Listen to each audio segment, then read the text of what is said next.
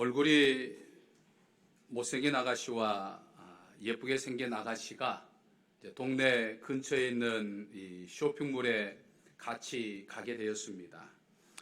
가는 길에 예쁘게 생긴 아가씨가 이제 은근히 이제 자신을 자랑을 합니다. 지금부터 내가 지나가는 남자들에게 안녕 하고 말하는 사람은 모두 다 나에게 한 번쯤은 만나자고 프로포즈했던 남자야. 그런 이제 길을 가면서 가는데 예쁘게 생긴 아가씨가 한 남자를 보더니 어머 수철 오빠 안녕 하고 인사를 하는 거예요. 조금 더 길을 가다가 영수 오빠 안녕 인사를 하고 또 좀 길을 가다가 뭐 초원 빌딩 오빠 안녕 뭐 제주 오빠 안녕 이렇게 인사를 하면서 수많은 사람들에게 자기가 수많은 남자들에게 프로포즈를 받았다고 하는 것을 이제 자랑을 합니다. 못생긴 아가씨는 할 말을 잊었습니다. 자기는 그동안 남자친구 하나 갖기는커녕 한 번도 남자들로부터 한번 만나자라고 하는 프로포즈 한번 받아본 적이 없는데 속이 상했어요. 집으로 돌아와가지고 생각해보니까 너무나도 속이 상해서 울다가 이제 냉장고의 문을 탁 열었는데 냉장고에 야채가 잔뜩 들어있어서 그 야채를 보면서 이렇게 이야기를 했다고 합니다. 고추 안녕, 당근 안녕, 양배추 안녕. 네, 뭔 말인가 하시는 분들이 예. 어찌됐든 간에 한 주간 동안 정말 여러분들의 얼굴에 정말 웃음이 넘치는 행복한 한 주가 되시기를 주님의 이름으로 간절히 축원합니다. 우리 사람의 얼굴을 몇 가지로 나누어서 생각해 볼 수 있습니다. 먼저 육체적인 얼굴입니다. 이 얼굴을 가리켜서 우리는 용모 이렇게 이야기를 하죠. 그래서 어떤 사람들은 자신들의 용모에 자신이 없어요. 그래서 뭐 화장을 하거나 또는 조그만 액세서리로 얼굴에 포인트를 줘보기도 하죠. 그것도 아니다 싶으면 이제 성형 수술을 하기도 합니다. 근데 또 어떤 분들은 자신의 얼굴에 자신만만하죠. 소위 얼짱들이라고 하는 사람들입니다. 이런 분들은 평소에 예쁘다, 잘생겼다라고 하는 이야기들을 늘 듣기 때문에 은근 자기 잘난 맛에 살지요. 그러다 보니까 이런 사람들 가운데는 흔히 공주병이나 또는 이 왕자병에 걸리기 쉬운 사람들도 있습니다.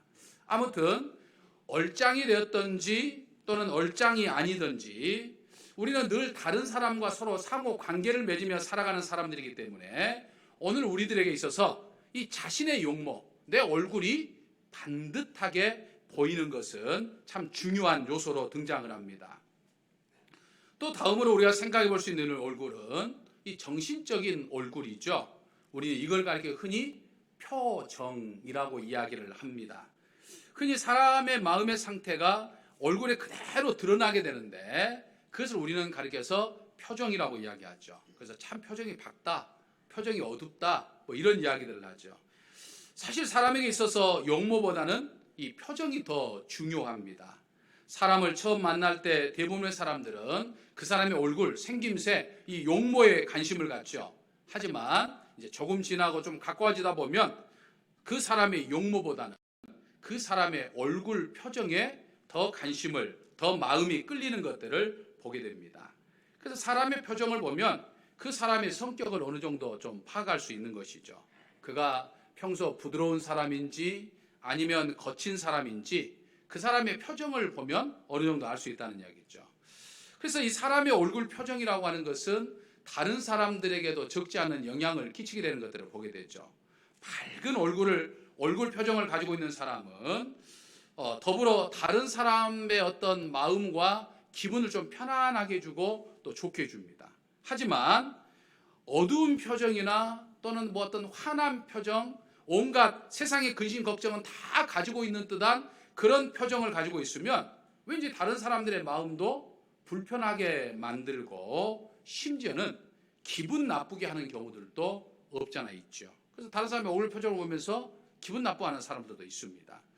그래서 사람은 말하는 것도 중요하지만 이 얼굴의 표정이 더 중요하죠. 똑같은 말을 해도 표정에 따라서 의미가 달라지는 것들을 보게 됩니다. 그렇기 때문에 이 표정이 말보다 더 중요하다라고 하는 것이죠. 그렇기 때문에 오늘 우리는 무엇보다도 이 표정 관리를 잘 잘해야 한다라고 하는 사실을 깨달아 볼 수 있습니다. 여기서 우리가 한 가지 더 생각해 볼 수 있는 얼굴이 있죠. 그것은 바로 이 영적 얼굴입니다. 우리 그리스도인들의 얼굴에는 용모와 표정 외에 또 다른 얼굴 하나가 있어야 되는데 그건 바로 영적 얼굴이라는 이야기예요. 그러니까 내 얼굴을 보면 내 얼굴을 통해서 나타나는 어떤 영적 분위기가 있다는 이야기예요. 그러니까 저 사람의 얼굴을 보면 막 은혜가 되는 것들이 있어요. 근데 저 사람 얼굴을 보면 은혜가 안 되는 경우도 있죠. 영적 분위기라는 게 있다는 이야기죠. 그러니까 성경을 보면 이 영적 얼굴에 대하여서 여러 가지 이야기를 소개하는 내용들이 나오는 것들을 보게 됩니다. 창세기 4장 5절에서 6절 말씀을 보면 이런 말씀이 나오죠. 가인과 그의 재물은 받지 아니하신지라 가인이 몹시 분하여 안색이 변하니 여호와께서 가인에게 이르시되 내가 분하여함은 어찌 됨이며 안색이 변함은 어찌 됨이냐라고 물으셨죠. 이 말씀을 보면 지금 가인의 얼굴빛이 변했다는 거예요. 하나님께서 보실 때 가인의 얼굴이 막 분노로 화로 가득 차 있다라고 하는 것이죠.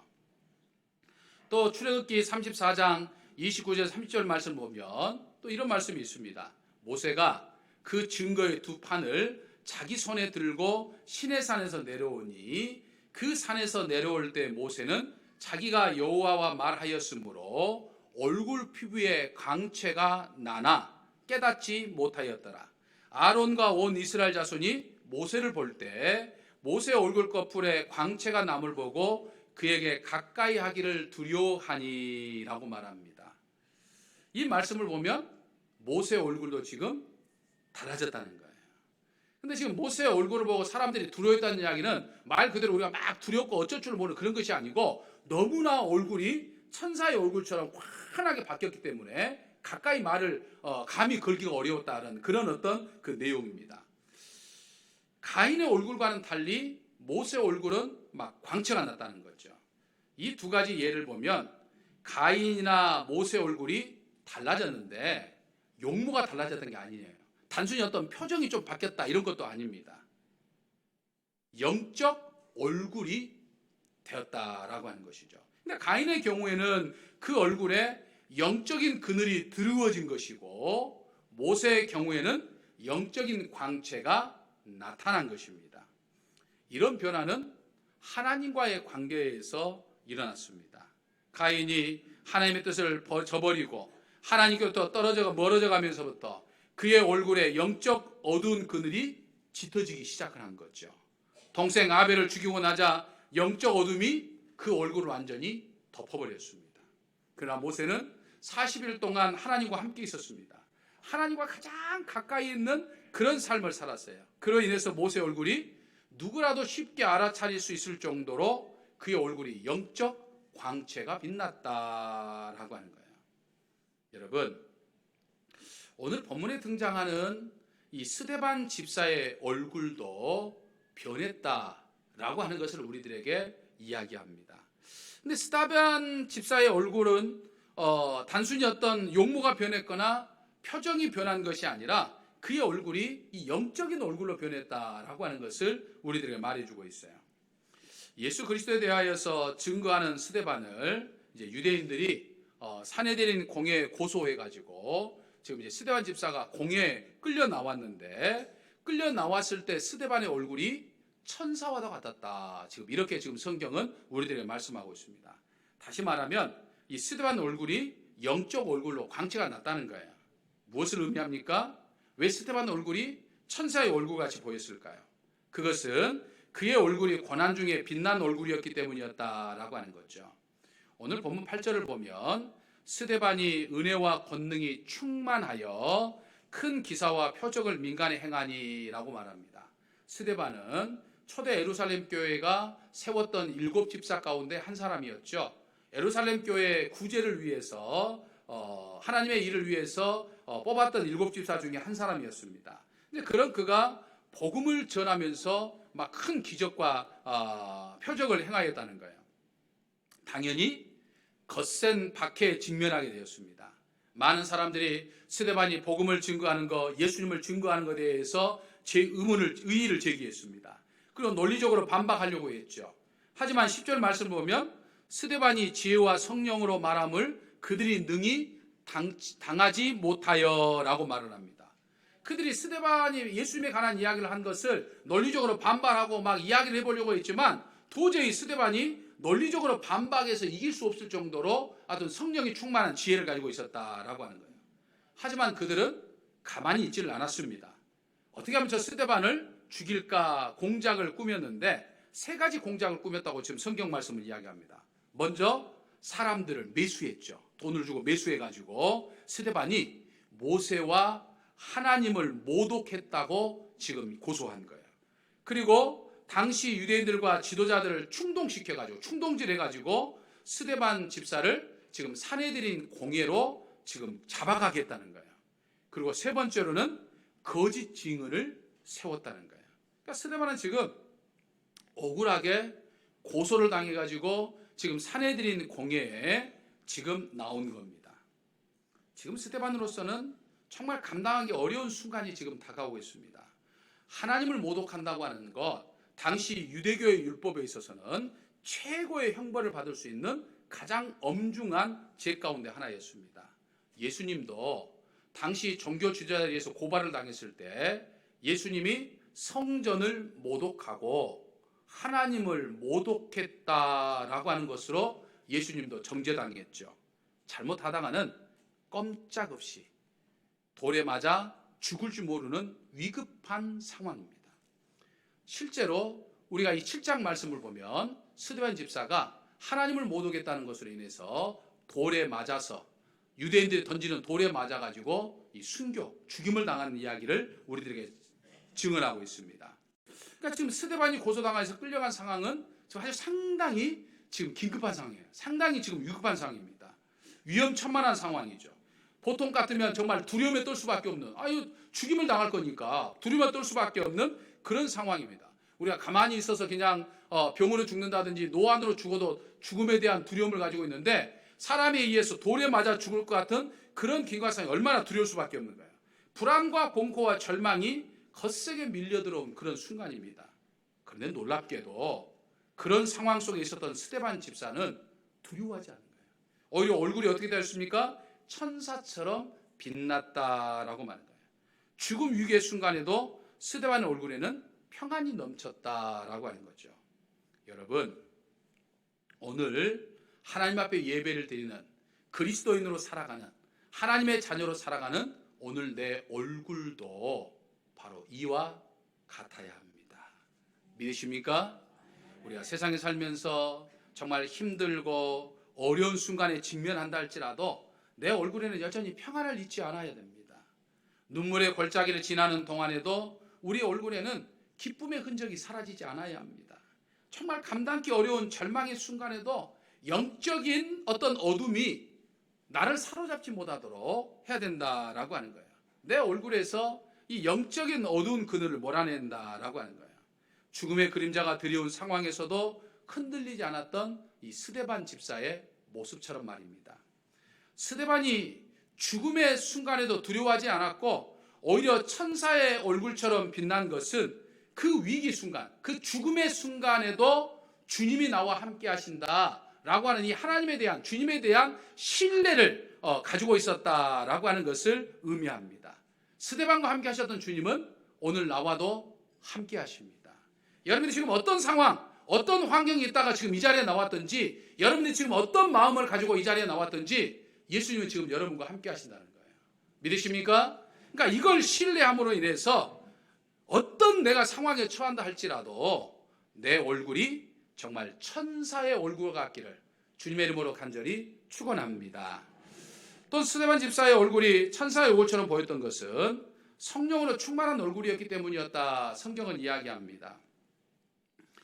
이 사도행전을 기록한 이 누가라고 하는 사람은 7장 55절을 보면 이 유대인들이 이 내려치는 돌에 맞아 순교하는, 이제 죽어가는 스데반의 집사의 모습을 이렇게 이야기를 합니다. 스데반이 성령이 충만하여 하늘을 우러러 주목하여 이렇게 이야기를 합니다. 여러분, 스데반이 지금 죽는 그 순간, 돌에 맞아 죽어가는 그 순간에 두려워하지 않고 천사의 얼굴이 된 것은 뭐 다른 사람보다 더 특출한 용기가 있었기 때문은 아니었습니다. 또 스데반 집사가 처음부터 영적으로 어떤 남다른 특별한 능력을 가지고 있었던 것도 결코 아니었습니다. 그도 우리와 똑같은 사람이었고 평범한 사람이었어요. 그냥 모여서 하나님 앞에 예배드리고 신앙의 삶을 살고 어려운 이웃들을 구제하는 일에 앞장섰던 사람이 스데반 집사였어요. 그에게도 두려움도 있었고 죽음 앞에 떨 줄 알았던 사람이 스데반 집사였어요. 그런 그가 성령에 충만하였기 때문에 그 절박한 순간, 그 위급한 순간, 그 죽는 그 순간에도 그의 얼굴에는 두려움과 절망의 그늘 대신에 천사와 같은 평안과 기쁨의 강체가 났다. 이렇게 이야기합니다. 성령께서 스데반의 마음을 강하게 하실 뿐만 아니라 그의 얼굴을 밝게 비춰주셨다라고 하는 거예요. 사랑하는 성도 여러분, 이렇듯 성령 하나님이 내게 임재하시면, 성령 하나님이 내 마음속에 계시면, 성령 하나님이 나와 동행하시면 내 마음도 평온해집니다. 내 얼굴도 천사의 얼굴이 됩니다. 내 마음에 성령으로 충만하면 내 얼굴이 변해져 가요. 어떻게 변합니까? 천사처럼 변해간다 이 말이에요. 밝은 모습이 된다 이 말이에요. 그러나 내 마음에 성령으로 충만하지 않으면 내 얼굴에서 천사의 얼굴이 사라집니다. 우리 한번 옆 사람 한번 보실까요? 옆 사람 한번 보시죠. 옆 사람 얼굴 어떠신가요? 오늘 다 네. 아유 눈부셔. 네. 네. 아니 성령님이 지금 함께 하시는데 여러분들이 예배를 드리는데 네. 여러분 날마다 성령 임재를 경험하는 성령 충만함을 경험하는 그래서 여러분들의 얼굴이 늘 천사의 얼굴 교회에서의 얼굴뿐만 아니라 세상 밖에서도 여러분들의 얼굴이 천사의 얼굴 같으시기를 주님의 이름으로 간절히 축원합니다. 마지막으로 우리가 하나 더 생각해 볼 수 있는 것은 이 스데반 집사의 얼굴이 영적 얼굴인가 동시에 아주 인상을 깊이 남긴 얼굴이었다라고 하는 거죠. 여러분 사도행전 7장에 나온 스데반의 순교 장면을요 우리가 자세히 읽어보면요 이 사도행전을 기록한 이 누가라고 하는 사람이 유난히 이 스데반 집사의 순교를 이야기하면서 아주 어떤 숨겨진 의도가 지금 있는 것을 우리는 발견할 수 있습니다. 7장 58절에 보면 사람들이 지금 스데반을 공에서 끌고 지금 성 밖으로 지금 끌고 갑니다. 지금 돌에 쳐 죽이려고 성 밖으로 끌고 가요. 근데 스데반을 돌로 쳐 죽이기 위해서 스데반이 벗고 있는 막 옷을 막 강제로 벗겼는데 그 벗긴 옷을 사울이라고 하는 사람의 옷, 사울의 사람의 발 앞에 두었다. 지금 이렇게 이야기를 합니다. 여기 갑자기 여기에서 스데반 순교 이야기 속에서 왜 사울이라고 하는 사람의 이름이 지금 등장하는 것일까요? 예수님께서 십자가를 지셨을 때에는 당시에 이 산헤드린 공회 회장이었던 대제사장 가야바의 이름이 등장을 합니다. 그리고 당시에 행정수반이었던 이 빌라도 총독의 이름이 등장을 하죠. 그 이유는 예수님의 십자가의 처형에 결정적인 영향을 끼쳤던 것은 대제사장 가야바와 그리고 빌라도 총독이었다. 다시 말해서 예수님을 죽인 사람은 대제사장 가야바, 종교 지도자를 대표하는 대제사장 가야바와 로마 제국을 대표하는 이 빌라도 총독이었다라고 하는 것을 지금 드러내고자 하는 의도예요. 근데 지금 스데반의 순교에는 산헤드린 공회에서 재판을 받고 똑같이 공회에서 끌려 나왔으니까 산헤드린 공회의 책임자였던 대제사장의 이름이 나와야 하는데 대제사장 이름이 나오지 않는다는 거예요. 또 당시에 총독이었던 총독 이름이 나오지 않는다는 거예요. 뜻밖의 인물인 사울이라고 하는 사람의 이름이 등장합니다. 이 훗날 사도 바울이 되었던 이 사울의 이름이 나오는 거예요. 그래서 신약을 연구하는 학자들은 대체적으로 누가가 이렇게 이야기한 것에 대해서는 두 가지 뜻이 있지 않을, 두 가지 어떤 것이 있지 않을까 각각 이제 주장하는 사람들이 있습니다. 하나는 사울이 산헤드린 공회의 명령을 받아서 이 스데반 집사를 처형하는 이 처형을 집행하는 이 책임을 맡았던 사람이었기 때문에 이 책임자 이름이 지금 등장한 것이다. 이렇게 주장하는 성경학자들이 있어요. 그런데 그렇다고 한다면 이 대답에 또 다른 의문이 하나가 생기게 됩니다. 그것은 예수님이 십자가에 처형당하셨을 때 그 처형에 결정적인 영향을 끼쳤던 사람은 대제사장 가야바와 빌라도였는데 당시 그 십자가형을 책임짓고 집행했던 사람은 로마 군인이었어요. 백부장이었죠. 근데 그 백부장의 이름이 등장하지 않습니다. 그래서 그 책임자의 이름을 이야기한다고 한다면 굳이 사울의 이름도 들어갈 필요가 없는 거예요. 다른 하나는 이제 이런 주장이죠. 사울의 어떤 회심의 계기가 이 스데반의 순교에 있었다라고 하는 것을 지금 누가가 지금 드러내고자 한 거다라고 하는 거죠. 우리가 잘 아는 대로 사울은 훗날 사도 바울이 되었습니다. 사도 바울이 될 수 있었던 가장 결정적인 사건은 다메섹 도상에서 예수님을 만나게 되었죠. 근데 다메섹 도상에서 예수님을 만나고 그가 이제 기독교인으로서 복음을 증거하는, 예수님을 증거하는 사도 바울이 되었지만, 그것은 하나의 결정적인 사건이었지만 그 결정적인 사건이 가능할 수 있도록 이미 이 사울의 마음속에 심경의 변화가 일어나기 시작했는데, 바로 그 심경의 변화가 스데반 집사의 순교에 있었다라고 하는 것을 이 누가는 지금 이야기하고자 하는 거다라고 하는 거죠. 그러니까 단순히 어느 날 갑자기 다메섹 도상에서 갑자기 뭘 만나가지고 되는 것도 있었지만, 그 이전에 이미 스데반 집사의 순교의 모습을 보면서 정말 믿음이란 게 뭘까? 신앙의 삶이란 게 뭘까? 이런 어떤 갈등들이 지금 그의 마음속에 있게 됐는데, 그래서 바로 그 결정적인 것이 바로 이 스데반 집사의 순교였다라고 하는 거예요. 성경을 늘 읽고 성경 말씀을 해석하여 설교하는 저 역시 이 해석에 동의를 합니다. 사울은 다메섹 도상에서 예수님을 만나 바울 되기 이전에 수많은 기독교인들을 박해했습니다. 그 중에 가장 인상에 남았던 장면이 바로 이 기독교인이었던 이 스데반 집사가 순교당하는 이 장면이었을 것이다 라고 하는 것을 우리 미루 짐작해 볼 수 있어요. 누구나 극심한 절망에 느낄 수밖에 없었다. 하루아침에 끌려와가지고 이제는 돌에 맞아 죽으려고 성 밖으로 끌려가는 그 상황, 누구라도 극심한 죽음의 공포와 절망을 느낄 수밖에 없는 그 상황에서도 스데반의 얼굴이 천사의 얼굴 같았다는 것, 죽어가면서도 오히려 자신을 향해서 돌을 던지는 저 사람들을 바라보면서 예수님 저들을 용서하여 주옵소서 라고 외치며 기도하며 죽어갔던 그 스데반의 모습이 사울로서는 도저히 이해가 되지 않았던 거예요. 충격적인 모습이었어요. 도대체 무엇이 스데반으로 비롯하여 당시 유대 교인들의 핍박을 받았던 기독교인들을 이렇게 만들 수 있었던가? 도대체 이들은 어떻게 그토록 절망스러운 순간, 죽어가는 그 순간 속에서도 천사의 얼굴을 할 수 있었다는 것인가? 이런 생각들을 이 스데반의 모습, 스데반의 얼굴을 통해서 이 사울은 깊이 인상에 남았다는 거죠. 그렇습니다. 사랑하는 성도 여러분, 전도는요 입술로만 하는 것이 아닙니다. 물론 예수님을 믿으십시오, 예수님을 믿어야 구원받습니다 라고 우리가 입술을 열어 전도하는 것 대단히 귀한 일입니다. 하지만 전도는 내 입술보다는 내 얼굴로 하는 것이 더 효과적이라 이 말이에요. 나에게 드러나는 영적인 얼굴을 통해서, 내 삶을 통한 이 영적인 얼굴로 전도하는 게 더 효과적이라는 이야기예요. 5만 가지 인상 다 쓰면서 죽을 것 같은 인상 쓰면서 교회 나오라고 하면 속으로 그래, 너나 잘해라, 그렇게 이야기한다는 거죠. 내 얼굴에 들여져 있는 이 천사의 얼굴, 막 교회에 나가는 사람들의 모습이 막 좋아가지고 싱글벙글하는 그 모습이 믿지 않는 사람들에게는 신기하게 다가오는 거예요. 예수님에 대한 호기심을 갖게 되는 거예요. 그래서 교회 나가고 싶은 마음이 생기는 거예요. 그런데 교회 나가면서 꼭 죽을 것 같은 표정으로 교회 나가면 누가 교회 나오겠냐 이 말이죠. 사람의 얼굴은 다른 사람의 마음을 움직일 수 있는 힘입니다. 2차 세계대전 당시에 이 다니엘 폴링이라고 하는 젊은 군목이, 군목은 군대에서 이제 목회하는 이제 군대 목사가 이제 전투에 참가하기 위해서 이제 군함을 타게 됐습니다.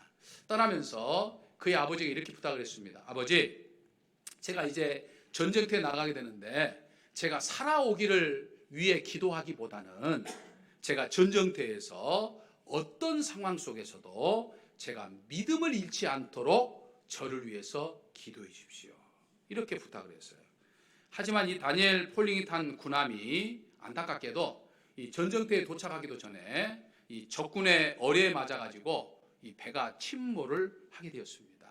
그때 그 군함에 탔던 승선 인원이 904명이었는데 그 중에 678명이 배에 살지 못하고 배와 함께 바닷속으로 수장이 됐어요. 그러니까 200명만 살아남은 거예요. 근데 그게 배가 침몰할 때 이 다니엘 폴링을 비롯해서 이 군목들이 있었는데 그때 이 군목들은 자신들에게 배정받는 이 구명정을 다른 사람들에게 양보를 해줍니다. 그리고 자신들은 함께 어깨동무를 하고 찬양의 노래를 부르면서 그대로 바닷속으로 들어가서 죽습니다. 그때 그 구명정을 받고 살아난 군인들이 훗날 이렇게 이야기를 합니다. 그들의 얼굴은 천사의 얼굴과 같았습니다. 여러분, 차디찬 물에 빠져 죽어가는 그들의 모습이 천사의 얼굴 같았다 이 말이에요. 두려움보다는 찬양이 넘치는 천사의 얼굴 같았다라고 하는 거예요.